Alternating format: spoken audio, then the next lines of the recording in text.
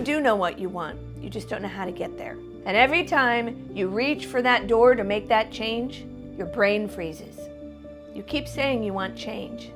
And every time you take a step, you take 3 steps back.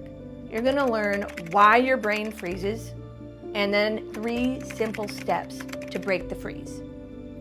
My name is Marna Kathleen, and I am the founder of Standing Strong Within. And many professionals struggle with overthinking, anxiety, and change. I solve that problem so that you walk in the world with confidence and you're able to take clear action. So let's talk about why your brain freezes.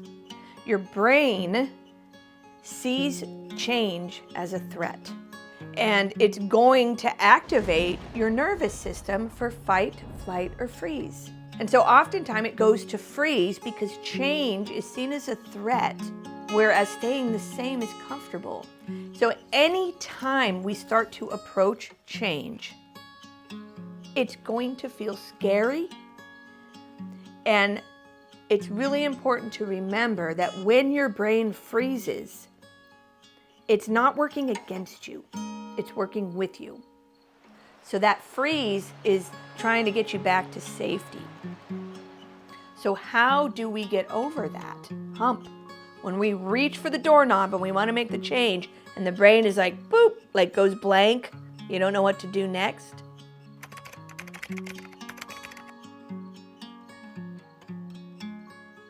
First, we have to slow down in that moment. So how do you slow down? Because it's a nice idea to slow down. And people will tell you all the time to slow down, but the actual doing of it, what does it look like? It might look like just stopping your body, standing in the middle of the room if you're alone, and feeling your feet on the ground. That is a great way to slow down. You're more grounded, and now you have access to your internal listening. You can also sit down and look around the room. Look at the walls, look at the floor, look at the furniture, and remind yourself, I'm right here. And once you find yourself slowing down, you want to listen to the thoughts in your head. And this is a particular kind of listening. We want to hear the thoughts without engaging in them and without believing what they say. And that could be kind of tricky because we've been taught that what we think is truth. Like maybe it says, you shouldn't do that. Or maybe it says, you're gonna fail, right? Or what are people gonna think? But a lot of times what we think in our mind is just a lot of conditioned and programmed thoughts. So by slowing down and becoming aware of them and listening to what they're saying, now we actually are in the power seat. These thoughts are going off and we freeze and we can't move. Whereas when we slow down, we activate that internal listening, and now we're observing our thoughts. And now we get to decide which ones we want to listen to. The next thing you need to do is you need to feel it. You want to go into the sensations because feelings are not just happy, mad, angry, sad. Feelings are sensations in your body.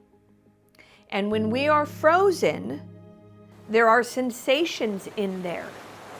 There are sensations connected to those thoughts of fear, those thoughts of doubt. And now that we're slowed down, but we also need to go in here to the body and find what is the sensation of doubt. What is the sensation of fear? Because when we start to feel those feelings in our body, they start to dislodge from our nervous system.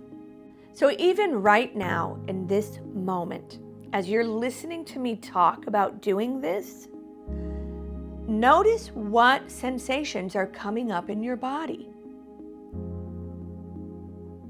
Maybe you're feeling some heat. Sometimes people might feel a little wobbly or shaky inside. They might feel tingly. And a lot of times people feel it here in the chest and right where the diaphragm is. But sometimes it's in the gut.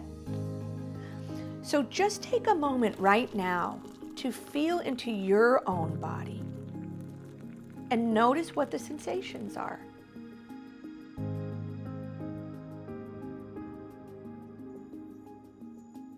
And this is how we start to unfreeze. If you start to feel a little overwhelmed while you're feeling into your body, or maybe you even start to feel like you're a little floaty, immediately bring your attention to your feet. And just do that right now. And notice how it shifts when you feel your feet. Even sometimes I'll put my feet on the floor and just kind of stomp them or wiggle my toes in my shoes. And then I come back to this present moment. So now let's talk about action steps. We want to think about what are 3 small steps that you can take. Now this is really important because change is not an event. You want to get a new job? That's going to be a process. You're thinking of leaving your relationship? That's going to be a process. You want to get a new car? It's going to be a process.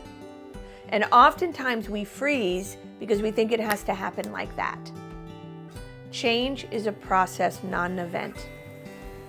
And we need to take 1 small step every day towards our goal. In fact, you've already taken 1 step today by going through this process with me.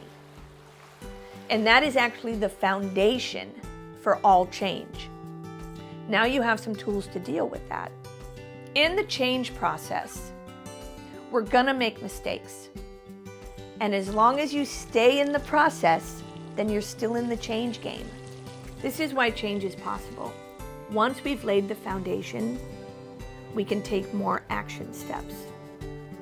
And if you'd like to take a deeper dive, look for my next video on the stages of change that actually teach you step by step what the process is, so you know where you are in the change game. And I'll leave you with this. Change is always possible, even when we're taking a step back. Because every piece of change, whether we're moving forward or whether we're moving back, means we're in the game. And as long as you're in the game, you're getting closer to change.